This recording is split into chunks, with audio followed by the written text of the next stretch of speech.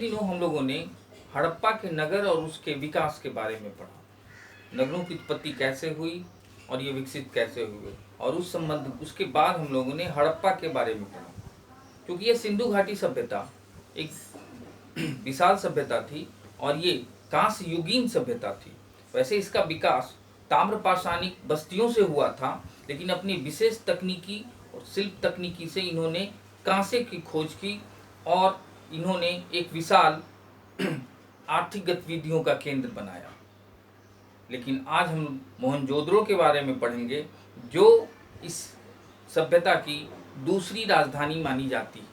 Martin wheeler ने हड़प्पा और मोहनजोदड़ो को दो राजधानियों के रूप में माना था, लेकिन मोहनजोदड़ो अपनी विशिष्टताओं में सबसे महत्वपूर्ण था कि यहाँ एक विशाल स्नानागार मिले हैं और इसके आसपास जो आवासीय परिसर हैं वो एक पुरोहित शासक वर्ग के होने की सूचना देता है। लेकिन हम इस पर अभी कुछ भी कहने में पूरी तरह से समर्थवान नहीं हैं, क्योंकि लिपियां नहीं पढ़ी गई हैं और इसके अन्य स्रोत अभी भी अनभिज्ञ हैं। मोहनजोदड़ो वास्तव में यहाँ बिखरे 42 नर कंकालों के कारण एक आम धारणा बनी हुई थी कि यह मुर्दों का टीला है और यहाँ लोग जाने से डरते थे। लेकिन हड़प्पा की खोज के बाद 1922 में ही रखालदास बनर्जी यहाँ गए और काफ़ी खोजें की। रखालदास बनर्जी की इन खोजों से यह पता चला कि यह टीला भी हड़प्पा की विशाल सांस्कृतिक व्यवस्थाओं में महत्वपूर्ण है। मोहनजोदड़ो सिंधु नदी के किनारे दाएं तट पे लगभग 540 किलोमीटर दूर हड़प्पा से था, दक्षिण में स्थित था। सिंधु नदी के किनारे तो था, लेकिन वर्तमान में सिंधु नदी के रास्ता बदल देने के कारण अब यह लगभग 30 किलोमीटर दूर हो गया है। यहाँ रखालदास बनर्जी के बाद मार्टिन व्हीलर, मैके, जॉन मार्शल और कई ऐसे यहाँ पुरातत्ववेत्ता यहाँ गए और उन्होंने खुदाइयाँ की। लेकिन इन खुदाइयों से हमें आज भी कई रहस्यपूर्ण चीज़ें मिल रही हैं। उसमें से एक यहाँ 2री शताब्दी ईसा पूर्व का बौद्ध स्तूप मिला है, लेकिन कुछ इतिहासकार इसे कनिष्कालीन भी मानते हैं। 7 स्तरों में पाया गया यह मोहनजोदड़ो का नगर कई सालों तक सभ्यता का महत्वपूर्ण केंद्र बना रहा।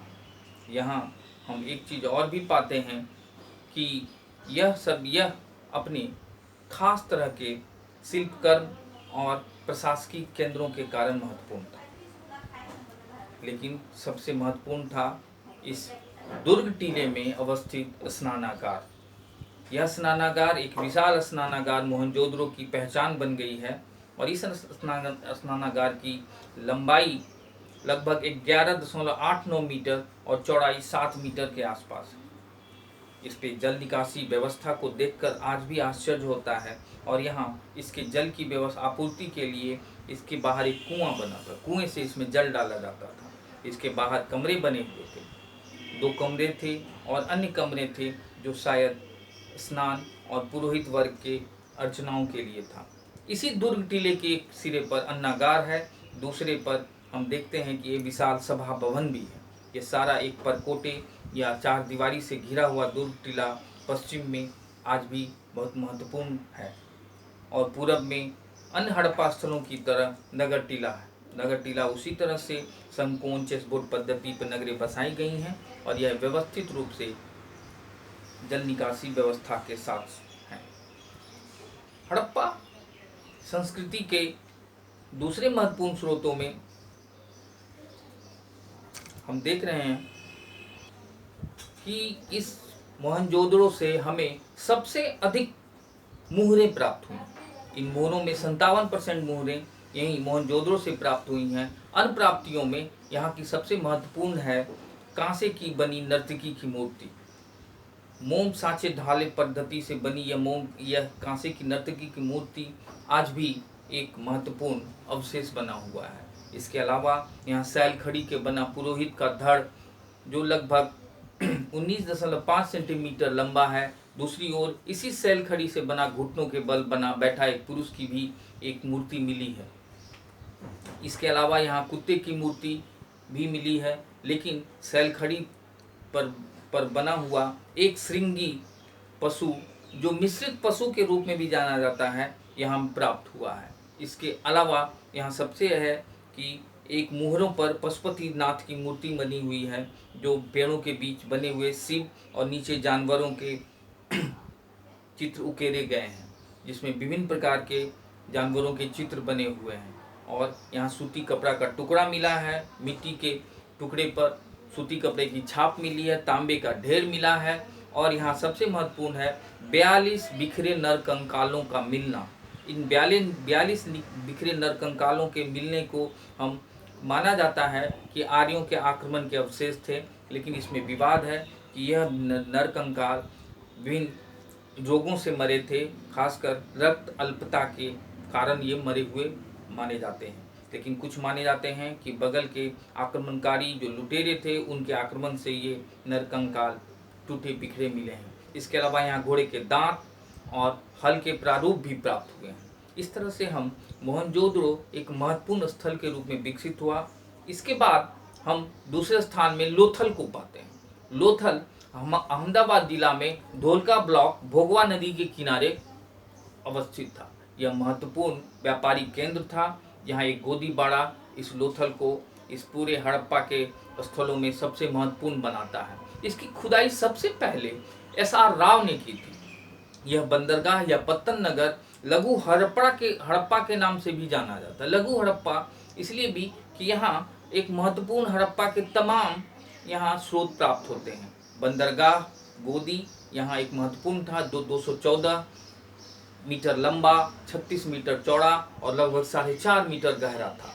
इसके अलावा यहाँ तांबे और सीप से बनी हुई चूड़ियाँ मिली हैं, सुमेरियाई मिट्टी के जार मिले हैं। इसके अलावा मन के बनाने के कारखाने मिले हैं, सुमेरियाई मोहरे मिले हैं, घोड़े की लघु मूर्तियाँ मिली हैं। युगल समाधियाँ इसकी महत्वपूर्ण विशेषता है। इसके अलावा गुरिल्ला की मूर्ति मिली है और मम्मी की भी आकृति यहाँ मिली है। इस तरह से लोथल एक महत्वपूर्ण गोदीबाड़ा और डॉकयार्ड, यह पत्तन नगर इतिहास को जानने में महत्वपूर्ण होता है। इसके अलावा एक महत्वपूर्ण स्थान है कालीबंगा।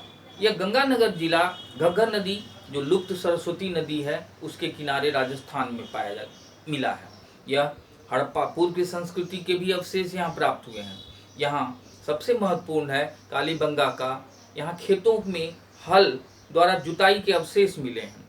हल यहाँ अभी तक तांबे के माने जाते थे, लेकिन विभिन्न खुदाइयों से और विभिन्न अवशेषों से प्रारूपों से पता चलता है कि यह हल लकड़ी के बने हुए थे।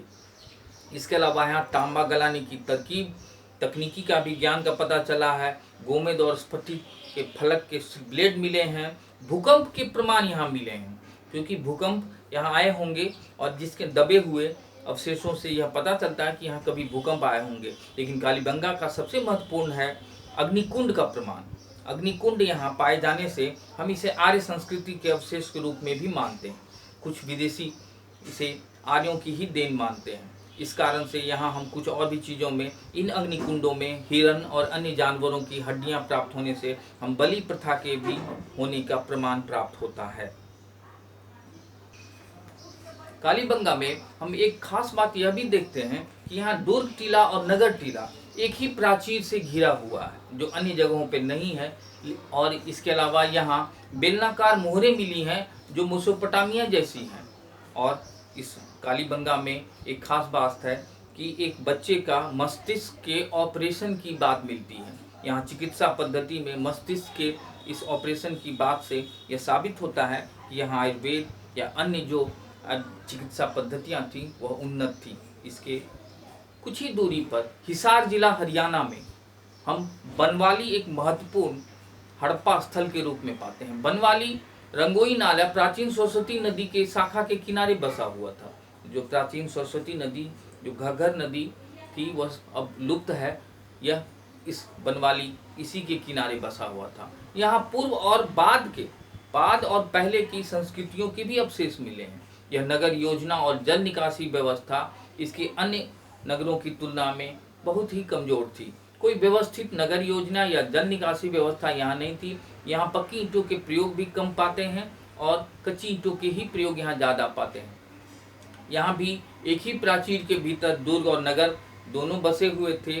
लेकिन खास बात है कि यहाँ धान की खेती के प्रमाण मिले हैं, चावल की भूसी मिली है, और एक खास बात, गोबर और मिट्टी का बना हुआ एक प्लास्टर लेप नुमा बना है, जो शायद मकानों या प्राचीर पर प्लास्टर के रूप में प्रयोग होता था। यहाँ एक आयताकार राजप्रसाद भी मिला है। यहाँ मिट्टी के दानों पर स्वर्ण कवर, स्वर्ण पत्थर चढ़ा हुआ भी मिला है बनवाली में। तांबे के तीर और भाले से साबित होता है कि ये अपनी सुरक्षा के लिए भी महत्वपूर्ण रूप से कारगर होंगे। यहाँ नाक की बालियाँ, कान की बालियाँ भी मिली हैं, और सबसे महत्वपूर्ण मछली पकड़ने का कांटा भी यहाँ मिला है। यह बनावली एक महत्वपूर्ण केंद्र के रूप में प्राप्त हुआ है। इसके अलावा इन सबों में अगला जो नगर है इस हड़प्पा सभ्यता का, वह है धौलावीरा। धौलावीरा वास्तव में सफ़ेद कुएं के रूप में जाना जाता है। यह गुजरात के कच्छ जिले में अवस्थित है। यह भारत में स्थित विशालतम नगर है हड़प्पा सभ्यता का, और दूसरे स्थान पर राखीगढ़ी है। इस तरह से हम देख रहे हैं कि धौलावीरा महत्वपूर्ण हड़प्पा नगर है। इसकी खोज जेपी जोशी ने सर्वप्रथम की थी। व्यापक खुदाई बाद में आरएस बिष्ट ने की, लेकिन इसकी सबसे खास बात है दुर्ग टीला और प्राचीन टीला के अलावा यहाँ तीसरा मध्य टीला का होना। यह मध्य दुर्ग एक महत्वपूर्ण इसकी पहचान बनी धौलावीरा की, जो इन किला के इनके जो परकोटे थे वह इन दो दुर्गों के बीच घिरे हुए थे, और तीसरा टीला इस दुर्ग से बाहर था। यहाँ एक महत्वपूर्ण रूप से, क्योंकि यह कच्छ के में था, पानी का अभाव बना हुआ रहता था, यहाँ एक विशाल जलाशय भी मिला है, जो पानी के रखरखाव की एक व्यवस्था का द्योतक है। दूसरी ओर यहाँ हम पाते हैं कि सबसे महत्वपूर्ण यहाँ हत्थेदार प्याले मिले हैं, मिट्टी का कंघा मिला है, पालिश युक्त पाषाण खंड मिले हैं। इस धौलावीरा का यह एक महत्वपूर्ण था, जिसे हम आगे पढ़ेंगे। धौलावीरा विशाल होने के साथ साथ इसका जो मध्य नगर है वो अन्य नगरों से इसे पृथक करता है। हमें इस चीज़ को हमेशा याद रखना होगा। अब अगला जो हड़प्पा के नगर है वो है चहुदोदड़ो। चहुदोदड़ो सरखंड जिला प्रांत सिंध प्रांत में पाकिस्तान में है, जो मोहनजोदड़ो से 130 किलोमीटर दक्षिण सिंधु नदी के किनारे ही बसा हुआ है, लेकिन वर्तमान में यह 20 किलोमीटर दूर चला गया है। यह चहुदोदड़ो एनजी मजूमदार ने इसकी खोज की थी। सील मोहरों और मुद्रा का प्रमुख व्यापारी केंद्र था। यहाँ मनके बनाने के कारखाने थे, यानी कि यह चहुदोदड़ो शिल्पीय नगर के रूप में विकसित किया गया था। दस्तकारी का महत्वपूर्ण केंद्र था। मनके और हड्डियों की वस्तुएं यहाँ प्राप्त हुई हैं। सीप के भी कई इसमें चूड़ियाँ और कई ऐसे वस्तुएं प्राप्त हुई हैं। प्राक हड़प्पा स्थल झुगर झांगर संस्कृति के अवशेष यहाँ प्राप्त हुए हैं। अलंकृत हाथी, खिलौने, कुत्ते बिल्ली के पद चिन्ह, और सबसे महत्वपूर्ण है चहुदोदड़ो से लिपस्टिक का प्राप्त होना। और यहाँ की एक खास बात थी कि यहाँ कोई दुर्ग नहीं था, और दूसरी बात यहाँ वक्राकार ईंटें यहाँ से प्राप्त हुए हैं। वक्राकार ईंटें प्राप्त होने का एकमात्र स्थल चहुदोदड़ो ही है। इसके अलावा एक और नगर है सुरकोटदा। सुरकोटदा कच्छ के भुज में अवस्थित उत्तर पूर्व में। घोड़े की हड्डियां ही इस सुरकोटदा को पूरे हड़प्पा स्थल से इसे महत्वपूर्ण बना देता है। सुरकोटदा से घोड़े की हड्डियों का प्राप्त होना यह प्रमाण दिलाता है कि हड़प्पा वासी घोड़े से परिचित जरूर होंगे, क्योंकि घोड़े की हड्डियां मिलना एक खास विशिष्ट रूप से यहाँ है। कलश समाधान भी यहाँ प्राप्त हुआ है। इसके अलावा रंगपुर अहमदाबाद में है, जहाँ न कोई मुद्रा न किसी मातृदेवी की मूर्ति प्राप्त हुई है। धान की भूसी का प्राप्त होना यहाँ खास बात है। तांबे की कुल्हाड़ी भी रंगपुर से प्राप्त हुई है। इस तरह से हम देख रहे हैं कि हड़प्पा के प्रमुख नगरों के में इन सबों को जानना जरूरी है। इसके अलावा हमें कोटदीजी, रोजदी, मांडा, देसलपुर, रोपड़ का बालाकोट, अलादीनो जैसे भी नगर यहाँ थे। इस तरह से लगभग 250 हड़प्पा के नगर थे। लेकिन अक्सर सवाल इससे पूछे जाते हैं वह होता है कि हड़प्पा के नगरों की प्राप्तियाँ क्या हैं, या किस नदी के किनारे बसा है, उसकी खास विशेषता क्या है। खास विशेषताओं में हर नगर की अपनी एक खास विशेषताएं हैं। जैसे हम देख रहे हैं कि मोहनजोदड़ो की खास विशेषता है वहाँ विशाल स्नानागार मिलना, लोथल की खास विशेषता है वहाँ गोदीबाड़ा मिलना, चौंदोदड़ो की खास विशेषता है कि वहाँ मन के बनाने के कारखाने मिलना। उस तरह से हम धौलावीरा को देख रहे हैं कि वहाँ तीसरे नगर यानी कि 3 टीले का प्राप्त होना, मध्य नगर का प्राप्त होना, चौंदोदड़ो सुरकोटदा से महत्वपूर्ण घोड़े की हड्डियाँ प्राप्त होना और तांबे की कुल्हाड़ी या धान की भूसी रंगपुर से प्राप्त होना इसकी खास विशेषता थी। इस तरह से हम हड़प्पा के नगरों को आज हम लोगों ने जाना। अगले क्लास में हम अन्य व्यापारिक आर्थिक गतिविधियां और इसके धर्म और समाज के बारे में, फिर अंत में हम हड़प्पा के पतन के बारे में पढ़ाएंगे।